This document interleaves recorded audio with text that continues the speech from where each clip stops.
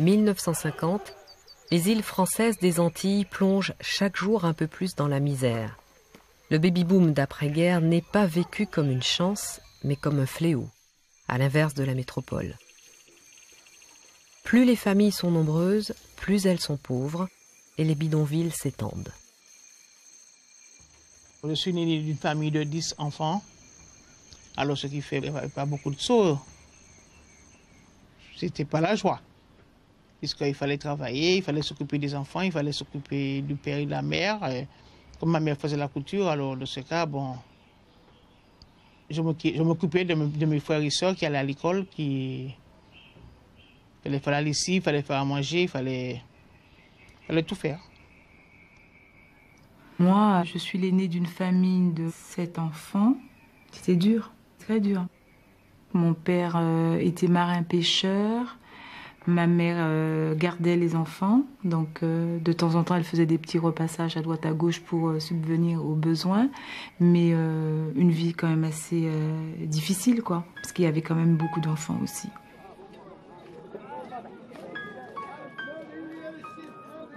Sur l'île de la Réunion, les problèmes sont les mêmes. La moyenne est de 9 enfants par foyer. Tous ces ventres affamés posent un problème qui semble insoluble. Quand je suis née, mon père a confectionné un berceau pour moi. C'était un carton de morue. Donc on était très très pauvres. Il y avait juste une petite casserole, il n'y avait pas de commodité aucune et pas de meubles, aucun meuble. Pour moi, c'était une misère qui était difficilement supportable. Mes parents étaient des petits paysans, des petits agriculteurs. À l'époque, nous étions 6 à la maison, quand moi-même je suis né. Nous avions à peine 3000 m² de terrain pour cultiver. Et mon père était un journalier, c'est-à-dire qu'il vendait sa journée de travail. Et maman, évidemment, s'occupait de l'ensemble des frères et sœurs. Nous vivions nettement en dessous du seuil de pauvreté. Ce taux de natalité est l'un des plus importants au monde. À Paris, le gouvernement s'en inquiète. Les notes qui lui parviennent sont alarmantes, d'autant plus que dans ces départements d'outre-mer, le chômage avoisine déjà les 40%.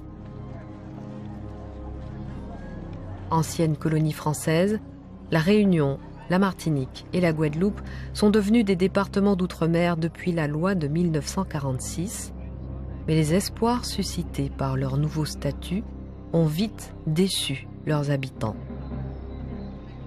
L'économie des îles, fragilisée par la monoculture sucrière, se voit porter le coup de grâce par le sucre de betterave, produit en métropole. Quand j'étais petit, il y avait 32 communes, il y avait 32 usines. Pratiquement toutes les communes avaient une usine qui traitait d'une manière ou d'une autre la canne, soit pour la distillerie de rhum ou soit le sucre. Il y avait très peu d'usines de sucre, mais beaucoup de distilleries. Et aussi, on travaillait beaucoup la banane en ce temps-là. Mais d'un seul coup, tout a été vendu, tout a été fermé. On s'est retrouvé sur un terrain sans travail, mais vraiment. Les ouvriers agricoles, désormais au chômage, s'amassent autour des villes. L'accablement laisse place à la fureur et à la rage. La situation devient explosive. Les 3 îles s'embrasent. Les manifestations se multiplient contre les propriétaires blancs. L'une des plus importantes a lieu en Martinique au mois de mars 1961. Tous les gens étaient réunis là et puis ils avaient leur coutelas dans leurs mains, bien aiguisés. C'était les coupeurs de canne qui demandaient une augmentation pour les coupeurs de canne. Puis finalement, le patron est passé avec sa Jeep pour narguer les... Non, je ne veux pas vous donner, vous n'aurez rien. Et puis quand j'ai vu ils ont pris la Jeep, ils ont soulevé la Jeep comme ça, j'ai dit, ça y est. Ah oui, il y a eu beaucoup de grèves, oui. Martinique, il y a beaucoup de grèves, de revendications. Dans la canne, dans la banane, chez les dockers. La nouvelle génération arrivant sur le marché, le gouvernement a senti que ça allait exploser. C'est possible aussi que la Martinique aurait fait une révolte comme en Algérie, comme à Cuba ou ailleurs.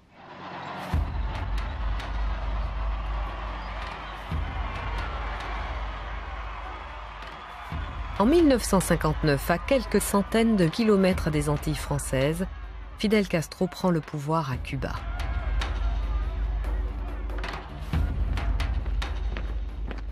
L'année suivante, Madagascar, toute proche de la Réunion, accède à l'indépendance.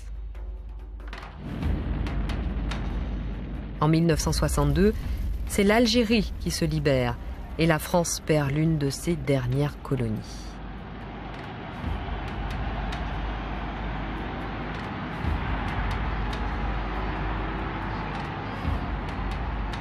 Fragilisé, le général de Gaulle n'entend pas laisser les restes de l'Empire français être pris par la fièvre indépendantiste.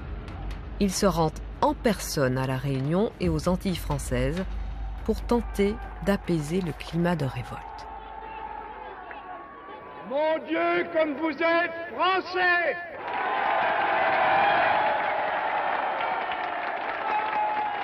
La Martinique est un témoin, un lien, un point d'où la France doit rayonner, et ce sera une de vos tâches, mes enfants.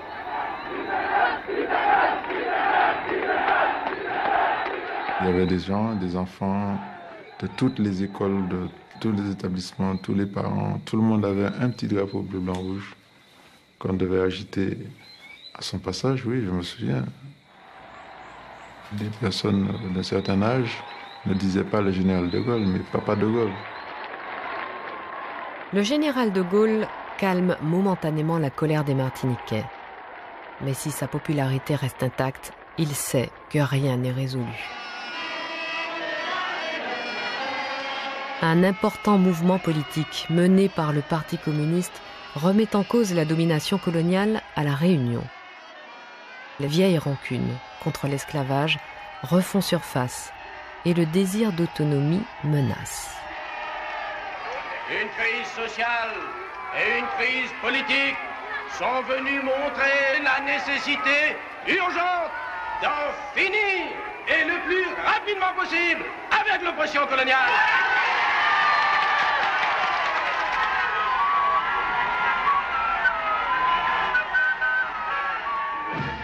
Le général de Gaulle envoie son ancien Premier ministre Michel Debré sur l'île de la Réunion avec pour mission de remporter les élections législatives.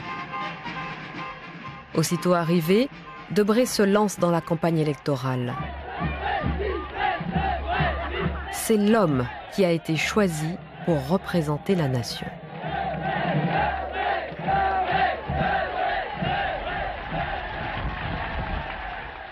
Il y avait des gens de la commune, de la mairie, qui passaient à la maison et qui mettaient à papa la couleur du bulletin qu'il fallait qu'il mette dans l'urne. Il n'avait pas le choix, lui. Quand on lui avait mis un papier rose dans la main, il ne fallait pas qu'il ait envie de changer là-bas et de prendre le papier bleu. À peine élu, Michel Debré décide de s'attaquer de front au chômage, à la surpopulation et aux désirs indépendantistes.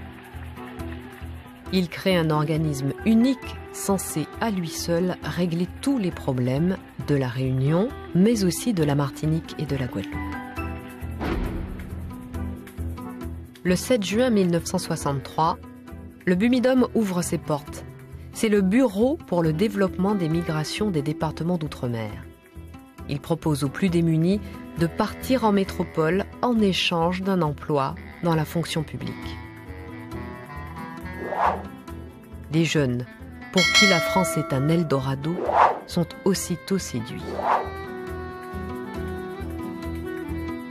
C'était comme un rêve. Il y avait beaucoup de gens qui parlaient de la métropole, oui. J'entendais parler de la Tour Eiffel. Tout ça, c'était inconnu. C'était mystérieux, voilà.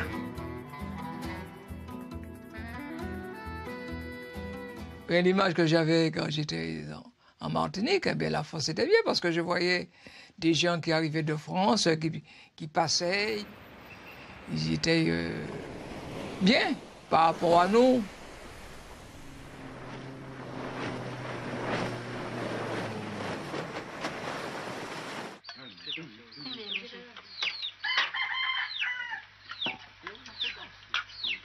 Je n'avais rien à perdre. Pour moi, c'était ma force.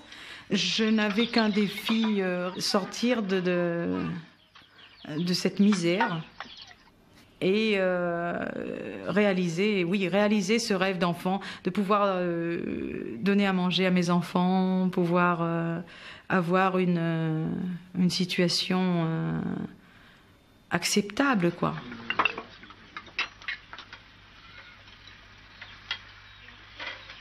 Petit à petit est arrivée cette idée que le Bumidum, c'est ça qui va nous sauver. Voilà. On disait aux jeunes, si tu ne trouves pas du travail, il n'y a pas de travail. Donc la seule possibilité que tu as, c'est de partir avec le Bumidum. Des campagnes de communication sont lancées. Des tracts sont distribués dans les mairies. L'information se répand si vite que les jeunes se pressent dans les bureaux du Bumidum. Là, ils passent une visite médicale et des tests d'évaluation scolaire. Mais en réalité, il n'y aura pas de recalés. L'objectif, c'est de déplacer le plus grand nombre de personnes vers la métropole. On nous a dit qu'on nous propose une formation, comme nous n'en avions pas. On nous proposait une formation, un métier. C'est comme ça que ça se présentait. Bon, on a dit OK. On m'a fait remplir un dossier, donc on m'a posé plein de questions sur ma vie, sur ce que je voulais faire. Il y avait 4 opérations, petites opérations, et puis une petite dictée. Et quelques jours après, la dame m'appelle et me dit bon, eh bien écoutez, on peut vous prendre, vous allez pouvoir partir en France. Et là, mon père, il m'a dit jamais. Jamais, jamais un de mes enfants va quitter la Réunion pour aller en France. Si vous allez là-bas, défi, c'est pour aller faire le trottoir, jamais. En fait, là, j'ai été imiter la signature de papa sur 6 documents. C'était une vraie fugue, oui, je fuguais, quoi. Ma voisine, là, m'avait donné une petite veste tricotée main, jaune, donc... Je prends ça, je mets, il me semble que c'est un sac en papier, je prends ça, je mets dedans, et ma brosse à dents, et puis je suis partie.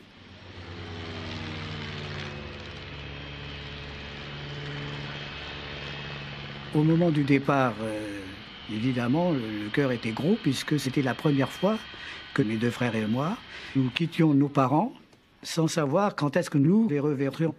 Et ça a été vraiment extrêmement pénible pour nous, quoi, y compris pour mes parents, puisque eux aussi voyaient leurs jeunes enfants partir comme ça vers l'inconnu. Vraiment, nous étions vraiment...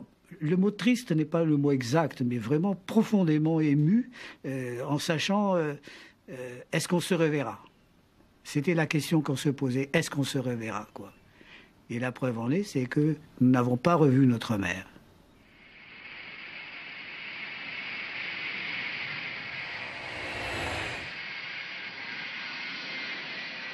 Tous les mercredis, il y avait un Boeing 747 qui partait, bondé de jeunes Martiniquais, Guadeloupéens vers la France. Et ça a duré pendant un certain temps. Et nous avons été persuadés qu'on a voulu nous évacuer en fait, de l'île. Ça, c'était la constatation que nous faisions en ce temps-là. La plupart des volontaires ont entre 18 et 25 ans.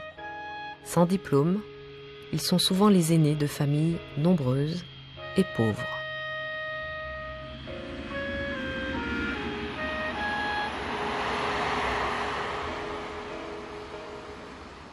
Au moment où je rentre dans l'avion, je me dis mais pourquoi je suis partie, pourquoi je pars, pourquoi je suis dans cette chose, pourquoi où je vais.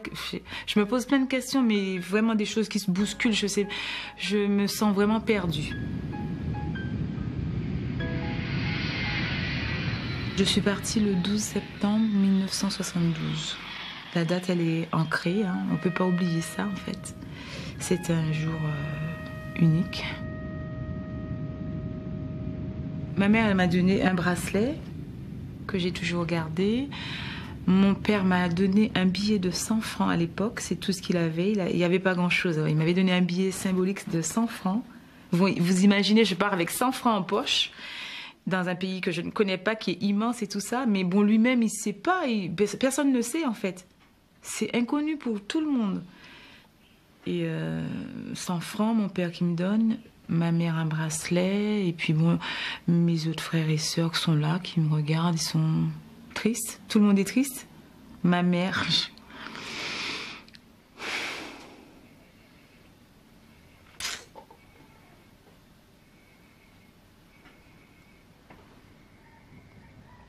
J'avais beaucoup de rêves pour avoir ma maison, pour avoir mon mari, pour avoir des enfants, mais pour le boulot, je ne savais pas qu'est-ce que je voulais faire. Je venais d'avoir mes 23 ans. J'ai dit, je m'en vais. On a pris le bateau le 12 mai et on est arrivé ici le 24 mai. On a fait 12 jours sur le bateau. Je crois qu'on était les derniers parce que les autres venaient par avion. Je ne sais pas pour quelle raison, on nous a envoyés par bateau. Moi, je pensais que le bateau allait arriver à Paris. Mais comme il n'y a pas de mer à Paris, vous savez, comme vous ne connaissez pas. Alors on est arrivé à Cannes, et à de Cannes, on a pris le train pour venir à Paris. Il y avait 2 monitrices qui sont venues pour nous accompagner, juste pour nous accompagner. Vous voyez, même pas comme un berger qui amène ses moutons, puisqu'il faut bien que... Elle était devant, et puis je vous ai déposé les troupeaux de moutons là, et puis maintenant débrouillez-vous. Et je n'étais pas contente, hein. J'ai ouvert les yeux, on était à Paris, et puis donc un choc parce que je vois que tout est gris, je vois qu'il y a pour moi c'était de la fumée, maintenant je sais que c'est du brouillard, pour moi il y a de la fumée, je me dis qu'il y a du feu, c'est quoi, je comprenais rien, et puis j'avais froid, je me sentais pas chez moi déjà, et puis j'étais dans une jungle. Je qualifie ça de jungle parce que c'était tellement grand et puis tellement de personnes différentes. On ne savait rien de la France. Ce qu'on savait, c'était les cartes postales. On n'avait pas la télé. Alors, nous n'avions pas les images vidéo, nous avions que les cartes postales, les journaux, et puis ce que nous avons appris à l'école. Arrivés à quai ou sur le tarmac de l'aéroport, les femmes et les hommes sont séparés. Les hommes sont envoyés en province vers des centres de formation. Les jeunes femmes sont regroupées dans un bus qui les emmène vers une destination encore inconnue.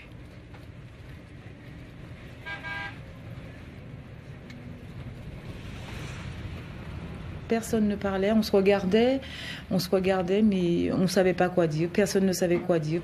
Personne. On avait l'impression que tout le monde, on s'en voulait tous. On s'en voulait, on en voulait je sais pas, à la terre entière. Je crois que tout le monde avait peur. Après 1 heure de trajet, les jeunes femmes sont accueillies à Crouy-sur-Ourcq, en Seine-et-Marne, dans un centre de formation spécialement conçu pour elles. On arrive à Crouy-sur-Ourcq. J'avais surtout froid, mais vraiment, j'avais l'impression que ça passait dans les os, tellement que c'était froid. Cette neige sur les orteils, c'était quelque chose de... Ça, c'était horrible. Bon, on rentre dans le foyer, et là, la directrice, elle me dit, vous êtes en France, maintenant, il faut vous habiller chaudement. On ne peut pas sortir comme ça. Et là, j'avais ma petite robe blanche et ma petite veste jaune quand j'arrive donc à Crouy. Et je lui disais que j'avais ma veste là, moi. Elle me dit non, ça suffit pas, il faudra sortir vos vêtements. Je voulais pas encore lui dire que je n'avais pas de vêtements. Tout était nouveau pour nous, hein. En plus, le lit n'était pas fait. Le lit n'était pas fait, on a mis deux draps sur le lit. Alors on a mis un drap sur le lit, puis on a couché comme ça. C'était pas la joie. Hein. Et puis bon, qu'est-ce qu'on nous donne à manger? Pot-au-feu. Et on n'a jamais mangé le pot-au-feu. On a cru que c'était un manger de cochon qui était là, un manger pour les cochons. Mais encore, les poireaux, chez nous, les poireaux, et ici il y a des gros poireaux, mais chez nous, les poireaux sont le plus gros poireau en Martinique, c'est ça. Il n'y a pas de... Non, il n'y a pas de gros poireaux en Martinique. Hein. Le lendemain matin, on nous a dit, voilà, vous allez commencer, on nous a appris à éplucher des pommes de terre. On nous a dit que vous allez apprendre à faire du ménage. Et là, j'ai pris une première claque. Je me suis dit, c'est pas possible, j'ai pas fait tout ça, j'ai pas parcouru 7000 km pour venir faire du ménage. J'aurais payé des fortunes pour repartir, parce que là, je voulais vraiment repartir. Sur le coup, là, je voulais repartir. Et puis, je me rendais compte que c'était pas possible, parce que le billet c'était qu'un aller simple. Hein. Il n'y avait pas d'aller-retour.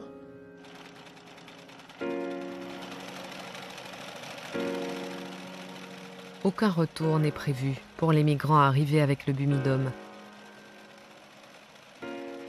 Ces jeunes femmes sont venues avec l'espoir d'être formées au métier de leur choix.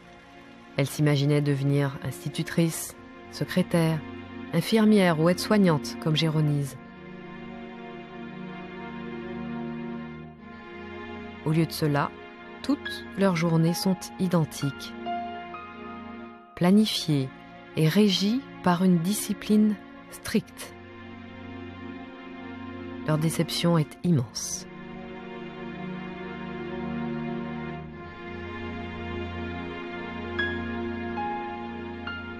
Faire croire aux gens que vous partiez pour faire une formation et puis vous pensez à une formation bien précise et puis que c'est pas ça, c'était humiliant. Je trouvais que c'était humiliant. À un moment donné, j'étais fracassée. Hein. Parce que rien n'était comme je le pensais, quoi. C'est ça, je trouve qu'ils auraient dû quand même expliquer expliquer les choses. On nous apprenait les bonnes manières, on va dire, pour être femme de ménage. À l'époque, c'était beaucoup de personnes du monde politique ou des gens qui avaient les moyens de s'offrir une bonne réunionnaise ou martiniquaise ou guadeloupéenne. On nous promettait de travailler selon la possibilité des gens. Et moi, je suis resté là parce que la directrice a vu comme j'étais apte de diriger les jeunes, parce qu'ils savaient que je n'étais pas fainéante et je savais travailler. À ce moment-là, elle m'a demandé à rester comme animatrice pour le Bumidum. Il y avait des filles qu'elle m'envoyait pour leur apprendre comment il faut éplucher les légumes, comment il faut faire ceci, comment il faut faire cela, comment il faut nettoyer un poulet, comment il faut nettoyer le poisson, comment il fallait mettre le couvert, comment il fallait servir les employeurs. Alors il y avait quelqu'un, on faisait une table, alors on mettait les couverts, on mettait les serviettes, comment il fallait plier les serviettes, comment il fallait les servir à gauche, comment il fallait, quand il y a de la soupe, comment il faut servir, quand il y a un crustacé, comment il faut servir. J'ai pas le souvenir qu'on pouvait vraiment sortir. Hein. C'était plutôt un clos fermé. Hein. Je me sentais en prison. En plus, en dehors de ça, quand on a fait plus ample connaissance, on a commencé à entendre des bruits du genre si on échoue, on peut être sur le trottoir, on peut... Là, alors la peur. Moi, j'étais habitée, mais sans arrêt par la peur. Comment je vais faire parce que j'ai pas de famille. C'est difficile.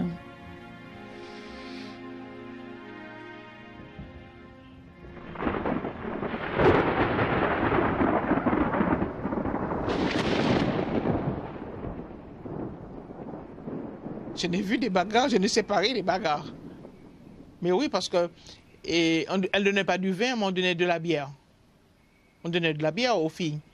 Mais il y en a qui sont, bon, les jeunes filles, il y en a des filles. Il y en a qui arrivaient enceintes. Ils ne savaient pas, c'est pendant qu'ils sont là, ils sont enceintes. Il y en a qui ont quitté leurs enfants et leurs maris qui sont là. Alors à ce moment-là, il n'y a pas d'homme, il n'y a rien. Alors il suffit, quand ils ont fini de boire la bière, il suffit l'un insulte l'autre. Alors ils s'occupent le chignon. Et des fois, ça allait loin. Hein? La directrice était obligée de les séparer, de les mettre en quarantaine. Hein?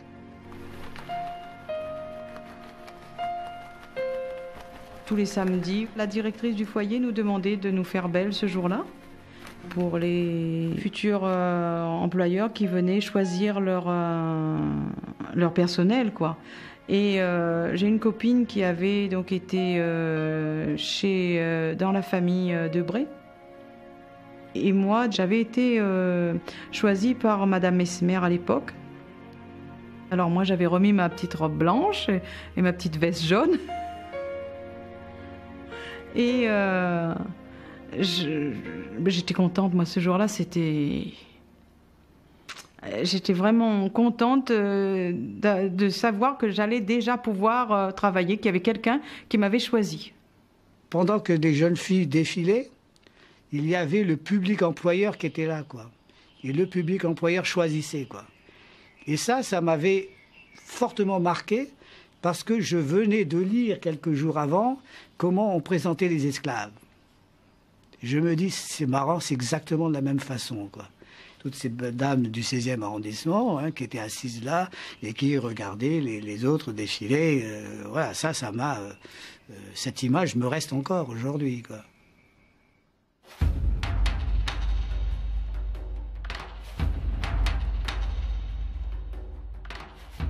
Ces ambiguïtés n'échappent pas aux syndicats ni à l'extrême gauche. En mai 1968, les bureaux parisiens du Bumidum sont saccagés. Les graffitis dénoncent l'attitude colonialiste de l'État français.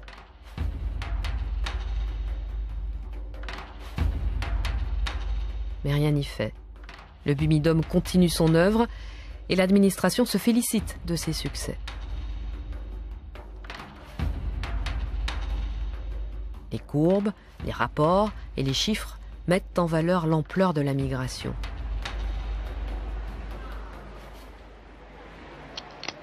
Après leur apprentissage, les jeunes gens sont lâchés dans Paris avec un simple ticket de métro.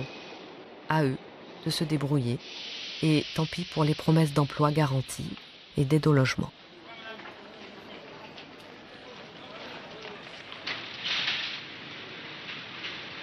Une fois que Bumidum m'a permis de monter sur Paris pour aller travailler comme employée de maison, après, ce n'était plus leur affaire, quoi que je fasse. Que je sois clocharde. Après, c'était moi et moi. C'est vrai, hein, ça, hein, ce que je vous dis. Hein.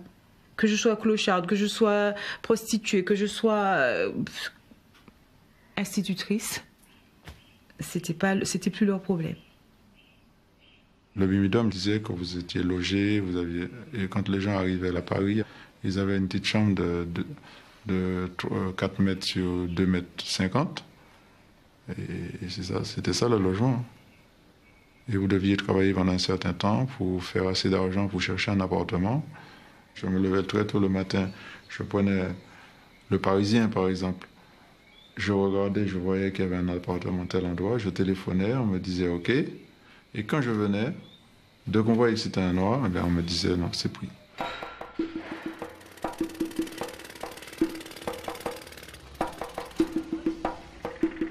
Ce sont les 30 Glorieuses, la période du plein emploi et de la construction des grands ensembles. La métropole a cruellement besoin de cette main-d'œuvre. Livrés à eux-mêmes, les hommes trouvent du travail, mais pas celui dont ils rêvaient et que le Bumidum leur avait promis.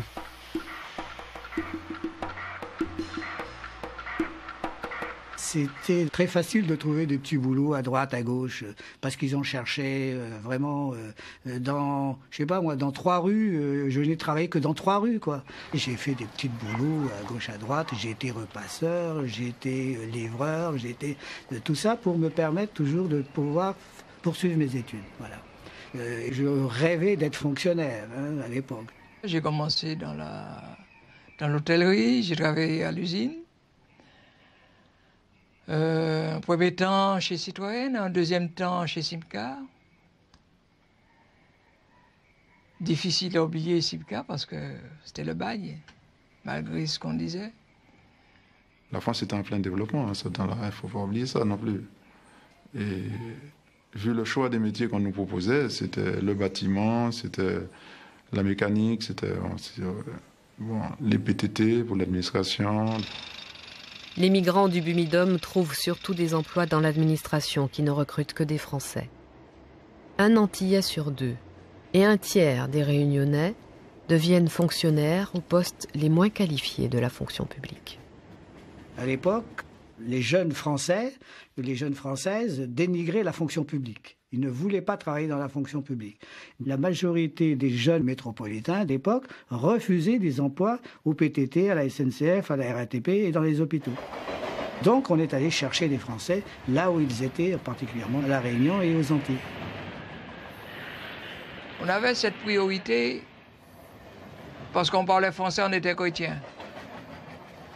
C'est pour ça qu'on nous a donné ce privilège de nous embaucher.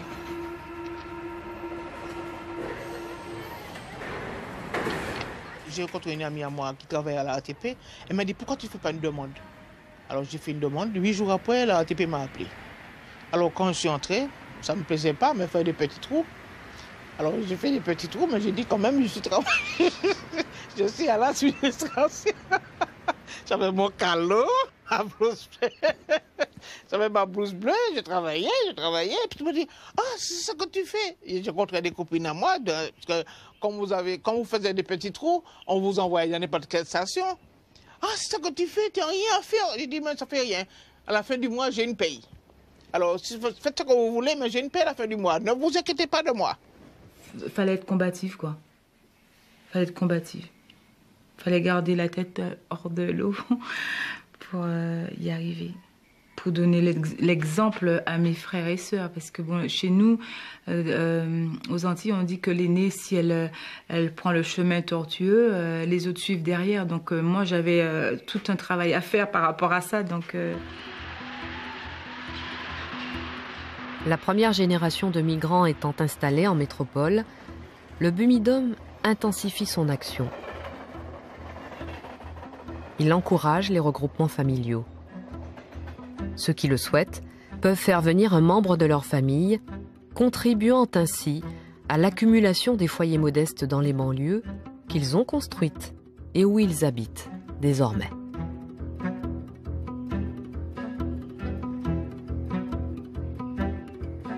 Le Bimidum m'a recontacté. C'est eux qui m'ont recontacté pour savoir si j'étais installé.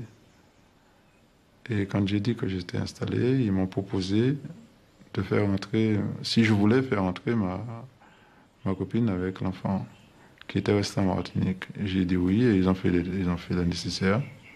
Vous avez un frère à La Réunion, vous avez du boulot à lui proposer ici, vous allez voir le Bimidum, vous remplissez le dossier, hop, le Bimidum lui paye son voyage et puis après vous vous débrouillez. Et donc il est placé ou pas placé, c'est pas le problème du Bimidum. Le Bimidum a fait du regroupement familial. Et le Bimidum a fait beaucoup de regroupements familiaux. Beaucoup. Moi-même, j'ai accueilli par exemple ma dernière sœur pendant 3 ans.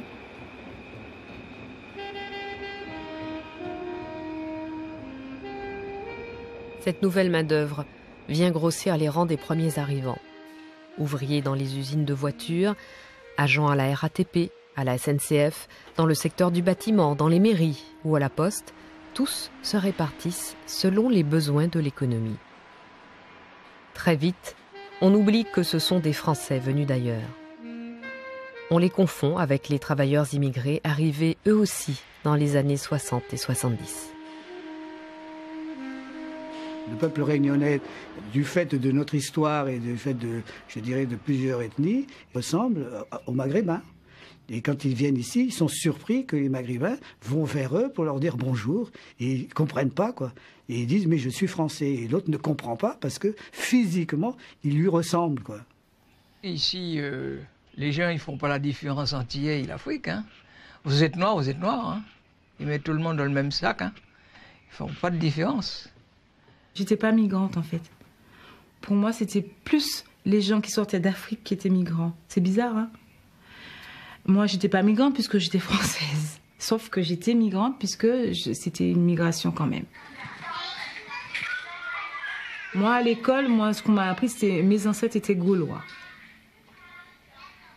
Mais aujourd'hui, on peut dire, mais c'est bête de quoi que vos ancêtres soient gaulois. Mais quand vous êtes une petite fille, que vous grandissez, qu'on vous apprend une histoire, ben vous apprenez, vous retenez ce qu'on vous a appris tout simplement. Hein.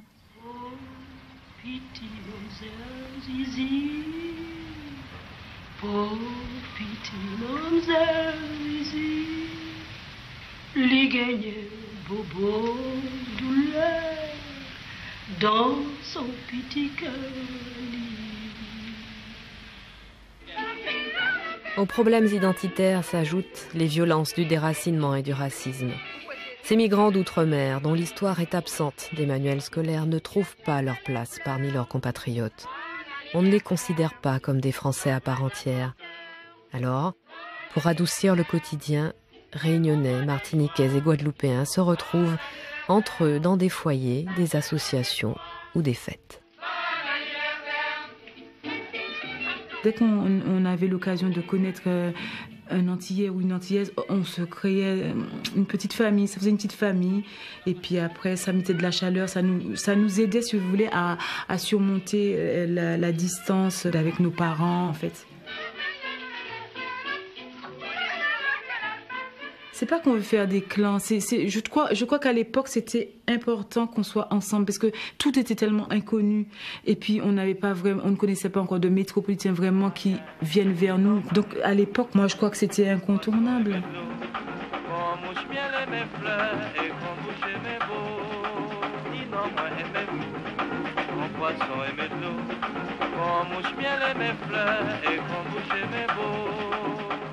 On s'est dit bonjour, on a parlé un peu. Comme elle était célibataire et moi à l'époque j'étais célibataire, alors je me suis dit tiens, là j'ai temps, c'est quand même bon de me caser, pas finir comme un vieux con. J'ai eu mon permis la même année, j'ai eu ma voiture la même année, j'ai eu mon mari la même année, j'ai eu mon fils la même année. En 78, tout était OK. Ça, c'est des souvenirs, hein.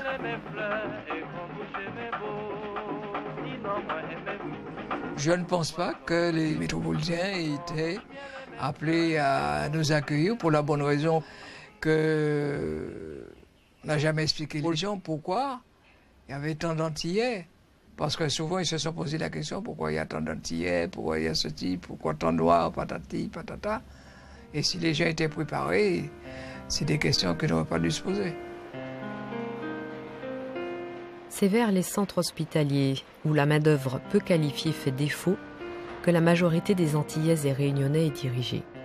Dans les années 70, de nombreux hôpitaux étaient sortis de terre et il fallait embaucher des femmes de ménage, filles de salle ou brancardiers.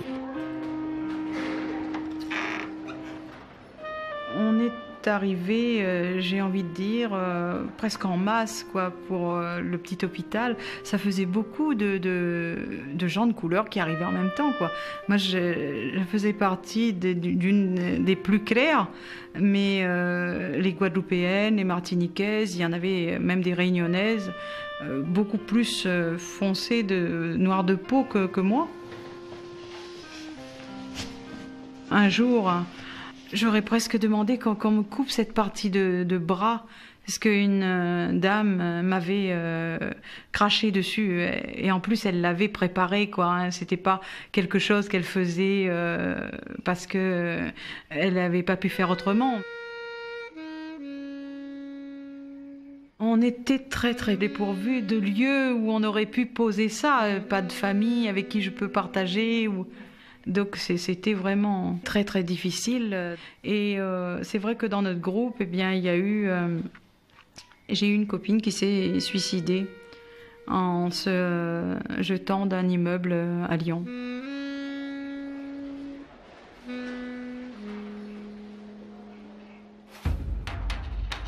Ce sont plusieurs suicides qui s'enchaînent. La presse réagit. Elle dénonce le Bumidum et critique notamment les inégalités sociales dont sont victimes ces Français d'outre-mer. En particulier, ces salaires dérisoires qui ne leur permettent pas de rentrer chez eux. Dans les années 61, lorsqu'on travaillait, on touchait en moyenne 350-400 francs par mois. Et le prix du billet était de 7500 francs. 7500 francs, soit 20 fois plus que le salaire. 20 fois plus. Il fallait travailler 20 mois pour pouvoir se payer un billet aller-retour. À l'hôpital, on aurait dû avoir une prime d'éloignement, je crois, de 15% sur nos salaires. Ce qui nous aurait permis d'aller plus souvent chez nous. Et puis, ben oui, cette considération, puisque les métropolitains qui sont dans les départements d'outre-mer bénéficient de ces primes-là. J'ai mis 6 ans avant de repartir sur la Martinique voir ma famille. Et l'année d'après, j'ai perdu mon papa. Donc ça a été un moment très, très, très, très difficile aussi. Parce que je me dis, si franchement cette année-là, je n'étais pas partie, ben, je l'aurais jamais pu revu.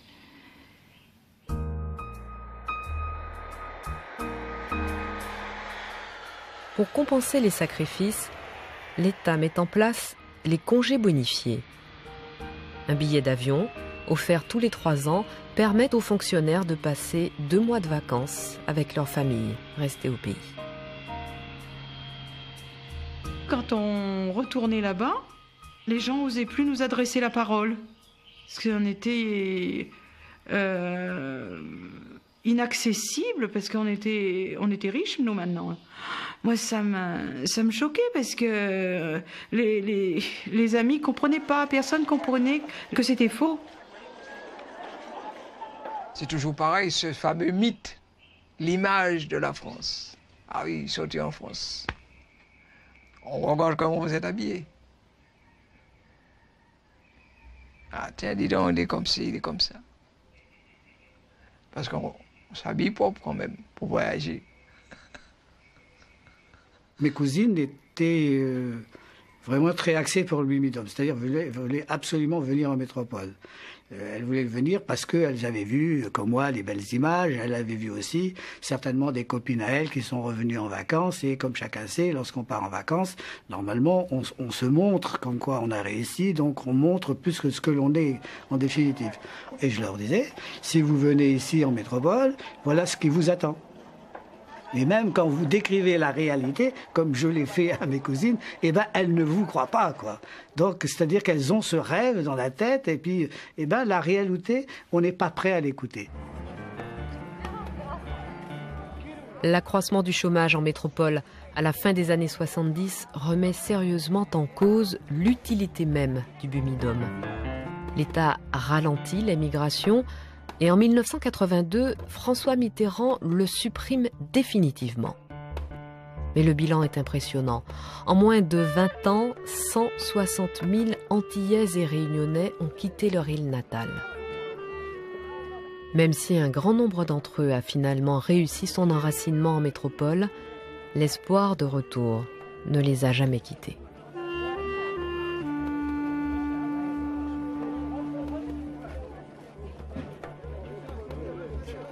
Quand je suis parti, j'ai dit à ma mère que je vais faire ma formation et je reviendrai dans 6 mois. Bon, la vie a fait que je suis resté beaucoup plus longtemps. Mais tout le temps que j'ai vécu en France, j'ai toujours eu cette idée de revenir. Je me sens en exil en métropole, évidemment, puisque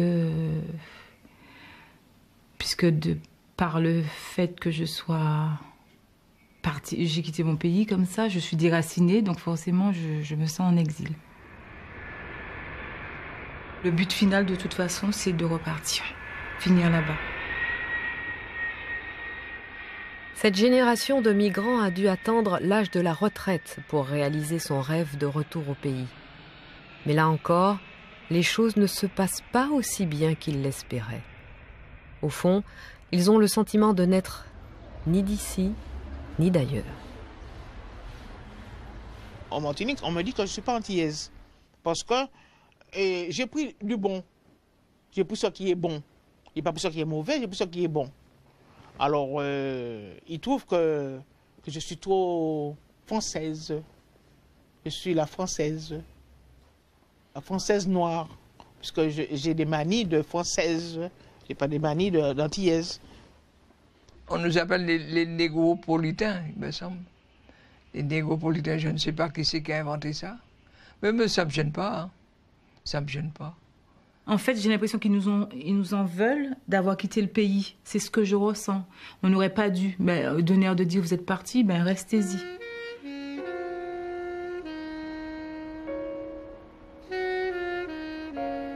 Le retour de l'exil est d'autant plus douloureux que la situation économique qu'ils découvrent à leur arrivée rappelle en bien des points celle des années 60. Le Bumidum n'a rien changé. Le taux de chômage chez les jeunes oscille toujours entre 40 et 50% dans les îles. Impossible pour eux, comme pour leurs enfants, de vivre et travailler au pays. Il y a moins de travail aujourd'hui que quand je suis parti par le Bumidum. Hein. Les usines appartiennent aux mêmes personnes. C'est une petite caste. C'est le mot que j'aime pas, mais c'est ça. C'est une petite caste qui possédait tout. Vous êtes tributaire, vous êtes dépendant d'eux. Rien n'a changé. Non, moi je trouve que rien n'a changé. Comme dans les années 60, le mécontentement grandit et la colère éclate ponctuellement, à l'image du mouvement de janvier 2009 en Guadeloupe, en Martinique, puis à La Réunion. Les grèves à répétition et les manifestations sont le révélateur des mauvaises relations que la France continue d'entretenir avec ce qu'il lui reste de son ancien empire. Toute cette rage porte en elle les inconséquences, les déceptions et les injustices du passé. Ce sont à nouveau les jeunes qui élèvent les barricades en marge des manifestations. Mais aujourd'hui, 30 ans après l'arrêt du Bumidum, il n'est plus question pour l'État de leur offrir un billet d'avion.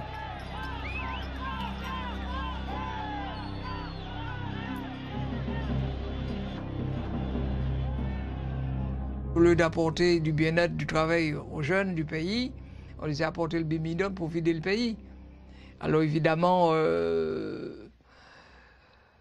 ça a donné ça n'a pas fait du bien au pays, parce que si on avait apporté de l'emploi, on avait apporté un bien-être dans le pays, eh bien le pays se sentirait beaucoup mieux, étant donné qu'il y a du travail, on pouvait cueillir, mais on n'a rien voulu cueillir.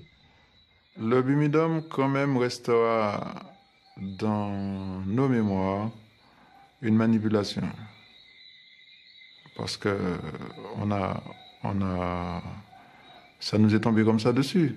C'était peut-être pour la bonne cause, mais c'est la façon dont ça s'est passé, en fait. C'est-à-dire, voilà, comme des pions qu'on changeait de place et devoir s'adapter comme ça, mais sans nous expliquer le fond des choses, vraiment. Le fossé entre l'espoir suscité et la réalité vécue est ressenti comme une violence. L'impression d'avoir été trompé persiste et le désir d'oublier le passé s'est imposé. Ça fait pas très longtemps que j'arrive à parler de Bumidum. C'était quelque chose qui était enfoui en moi. Est-ce que volontaire ou pas volontaire? Je ne sais pas, mais c'était enfoui parce que c'était tellement douloureux. J'ai dû enfouir et puis me dire que c'est du passé, mais sauf que le passé tôt ou tard il revient.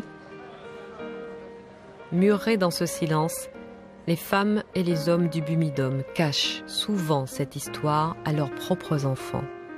Parce qu'avouer que l'on a été un migrant du Bumidum, c'est reconnaître que l'on était pauvre, sans diplôme, sans formation, et que l'on a été le jouet d'une politique coloniale qui ne disait pas son nom. Avec les années, ce mutisme s'est transformé en secret de famille, pesant sur les générations suivantes.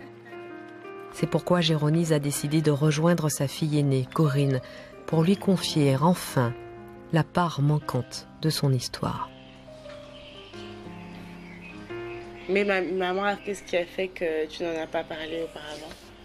Bah écoute, je sais pas, peut-être trop de souffrance et que je voulais plus en parler parce que je voulais pas faire souffrir, je voulais pas en parler à maman.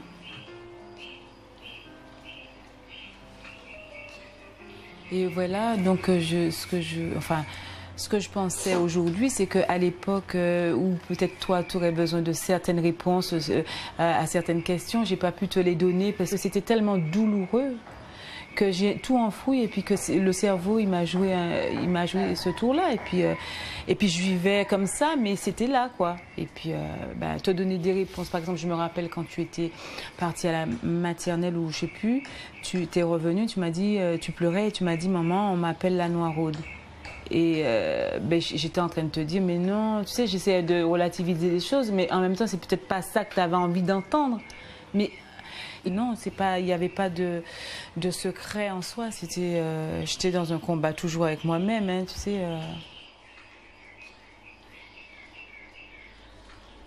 Quand il y a un puzzle dans lequel il manque des pièces et qu'on voit l'ombre des pièces et qu'en fin de compte, en fait, on s'aperçoit que c'était la bonne pièce, qu'elle est là, qu'elle va là. Et premièrement, ça rassure.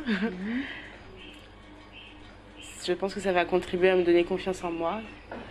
J'ai ce sentiment-là, j'ai l'impression que là, je vais avancer avec un peu plus de sérénité. Parce que c'est vrai que longtemps, j'ai cru qu'il n'était pas possible de savoir des choses sur sa propre famille, sur ce que tout était. J'ai longtemps pensé que tout était secret, tout devait être gardé secret, qu'il fallait rien dire, qu'il fallait... J'ai l'impression que là, c'est quelque chose qui donne cette... Enfin, je vais pouvoir être grande.